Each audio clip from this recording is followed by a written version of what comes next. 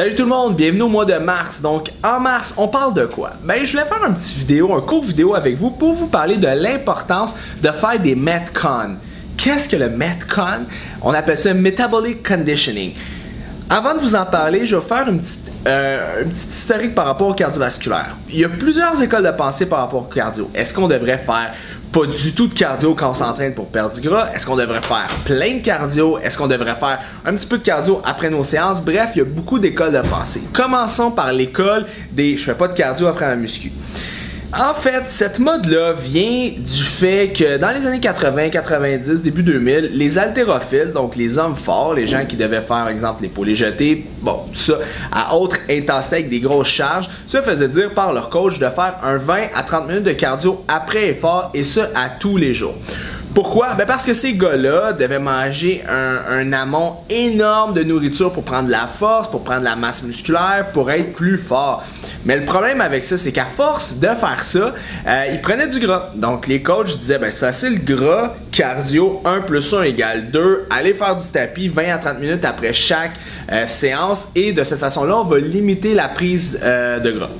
Ce qui se passait, c'est qu'on travaillait, quand on travaille en endurance, donc en aérobie, on travaille un stress oxydatif et on travaille les fibres de type 1, donc des fibres à potentiel endurant. Donc, ils se sont rendus compte qu'à long terme, les gars perdaient de la force parce que c'était pas les fibres de type rapide qui étaient sollicitées le plus longtemps dans la semaine, il y avait des fibres de type endurance.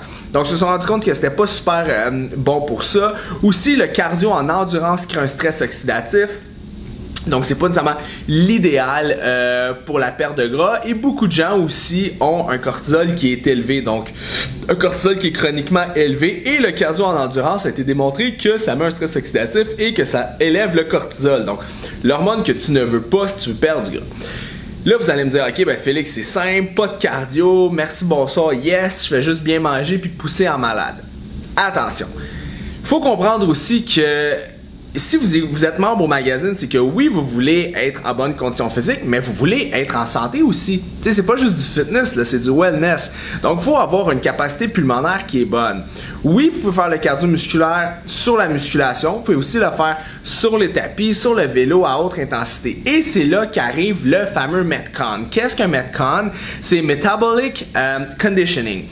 Les études ont montré que quand vous entraînez à haut seuil d'activité lactique, donc c'est très difficile, pour savoir en passant si vous êtes dans un seuil d'activité lactique sans faire prendre votre lactate sanguin, regardez si vous êtes capable de parler, si vous êtes capable de discuter de façon fluide, vous êtes en aérobie, vous utilisez l'oxygène et vous utilisez les graisses comme ressource énergétique. Si vous n'êtes pas capable de parler de façon fluide et vous râlez un petit peu, vous êtes en anaérobie, donc vous utilisez les sucres comme énergie. C'est là qu'on veut se tenir pour un Metcon.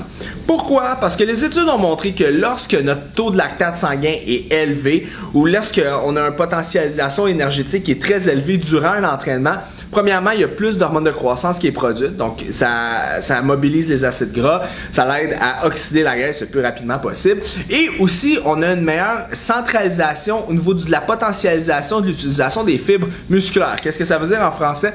Ça veut dire qu'on utilise plus nos fibres, 100% de nos fibres musculaires. Là, il y a des gens qui vont me dire, ben ouais, mais si je travaille en force, il faut que je prenne des longs temps de repos, donc c'est pas nécessairement du Metcon. Vous avez raison, mais il faut faire un heureux mélange des deux. C'est pour ça qu'arrive un peu la science du CrossFit. Pourquoi les gars en CrossFit, bon là, je veux pas partir des débats, mais sont hyper musculaires, sont forts, tout ça, c'est que le Metcon fait partie prenante de leur entraînement de tous les jours.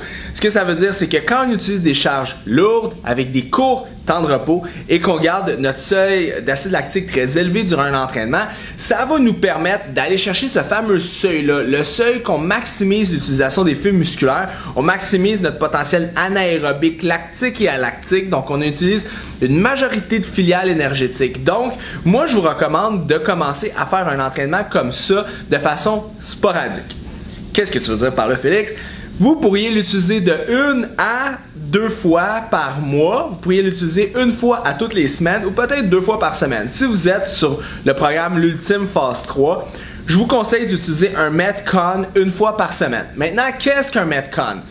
C'est un entraînement avec quelques exercices couplés ensemble qui combinent des seuils alactiques, donc du cardio à très haute intensité, lactique à lactique, qui combinent aussi de la musculation qui est faite en force et en hypertrophie.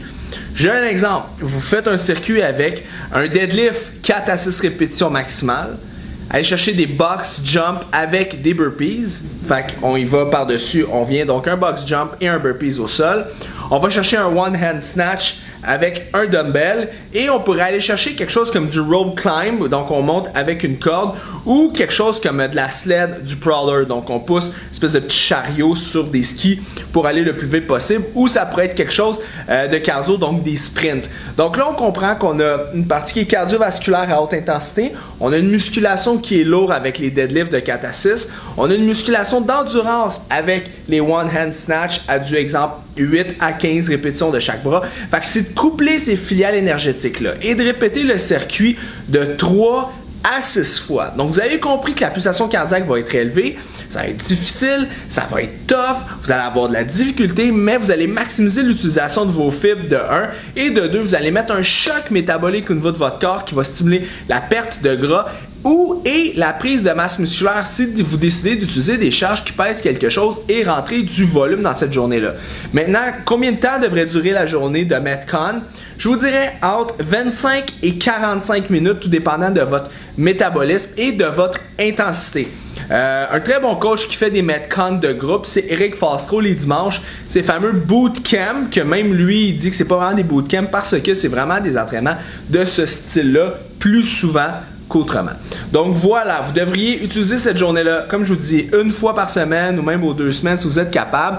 La potentialisation de l'effet d'être dans un seuil pendant que vous vous entraînez va maximiser l'utilisation des graisses et aussi maximiser l'utilisation des fibres musculaires et utiliser cette journée-là à bon escient, donc pas trop souvent pour pas vous brûler pour votre semaine, mais assez souvent pour en avoir des résultats. Donc essayez ça et donnez-moi-en des nouvelles dans notre groupe privé.